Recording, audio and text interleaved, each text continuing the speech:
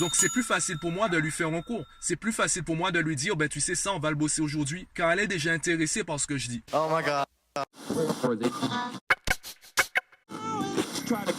Viens, je t'explique.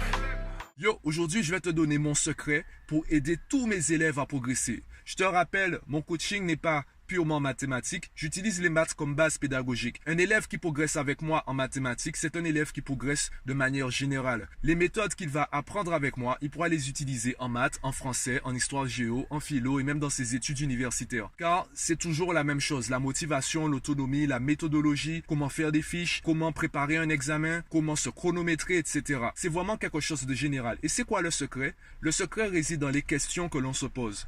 Si tu veux de meilleures réponses, il faut que tu te poses de meilleures questions. Je te prends un exemple simple. Tu es en évaluation. Il reste 10 minutes et il y a un exercice que tu n'arrives pas à faire. Ça fait 20 minutes que tu es en train de le lire et tu ne comprends toujours pas ce qu'il faut faire. Tu vas te poser la question suivante. Pourquoi je n'y arrive pas? Et là, tout de suite, ton cerveau va te répondre parce que tu es nul. Parce que tu n'as pas assez travaillé, parce que tu as préféré faire ci au lieu de faire ça. Et là, tu vas commencer à stresser. Là, tu vas commencer à culpabiliser. Tu vas t'effondrer sur toi-même. Pourquoi? Parce que tu ne t'es pas posé la bonne question. Au moment de l'évaluation, la question, ce n'est pas pourquoi. La question, c'est comment.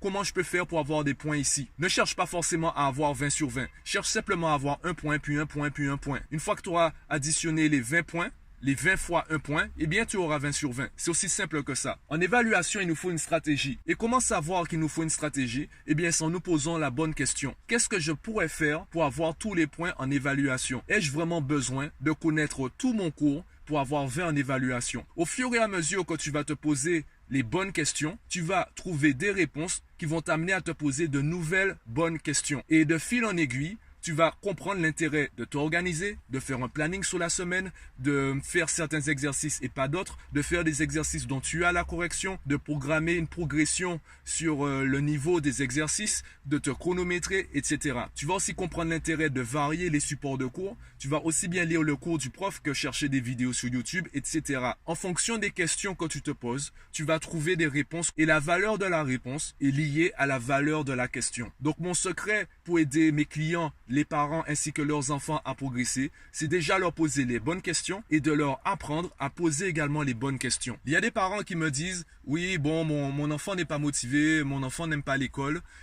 et s'arrête à cela. Pourquoi un enfant serait motivé à aller à l'école? Pourquoi un enfant prendrait du plaisir à se réveiller le matin pour aller dans un établissement assez vieux, dans des salles parfois poussiéreuses, avec une bande d'inconnus? Quel plaisir un enfant prendrait à aller à l'école? Pour un métier qu'il va peut-être occuper dans 10 ans, sachant qu'il y a une crise de l'emploi, sachant qu'il y a pratiquement plus de retraite, sachant que personne ne fait un seul métier tout le reste de sa vie, sachant que même ses parents lui montrent au quotidien que ce n'est pas si évident que ça de trouver un emploi et de le garder. C'est vraiment cela qui va motiver l'enfant. Ce qu'on oublie en fait, c'est que les enfants nous entendent, les enfants nous écoutent, les enfants ressentent et comprennent ce qui se passe autour d'eux. Simplement, ils savent peut-être pas comment agir ou comment réagir avec toutes les informations. En tout cas, ils absorbent ça. Et aujourd'hui, à part les amis, il n'y a aucun véritable intérêt pour un enfant à aller à l'école. S'il n'y a aucun ami dans sa classe, il ne va pas forcément ressentir d'envie ni d'intérêt à aller à l'école. Donc on doit trouver un intérêt. C'est pour cela que je passe beaucoup par les centres d'intérêt des enfants. Il y a des lycéens par exemple qui m'ont dit, voilà, moi je m'intéresse à la bourse. Ok, je leur fais un cours sur les mathématiques en leur parlant de bourse. J'ai une élève en particulier qui m'a dit qu'elle veut créer une entreprise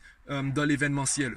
Eh bien, je lui parle de gestion d'entreprise, je lui parle du marché, je lui parle d'économie. J'ouvre son esprit et comme elle est intéressée par ce que je dis, quand je lui parle mathématiques, elle garde le même intérêt. Donc, c'est plus facile pour moi de lui faire un cours. C'est plus facile pour moi de lui dire, ben tu sais ça, on va le bosser aujourd'hui, car elle est déjà intéressée par ce que je dis. Le fait de passer par tout cela, c'est ce qui fait que mes élèves, d'abord, ils gagnent en motivation et ensuite, je les aide à gagner en organisation pour finalement arriver à de l'autonomie. Voilà, en fait, en gros, mon secret avec mes élèves. De meilleures questions apporte de meilleures réponses. Donc dis-moi ce que tu en penses si tu avais déjà réfléchi à ce sujet et comment tu l'abordes.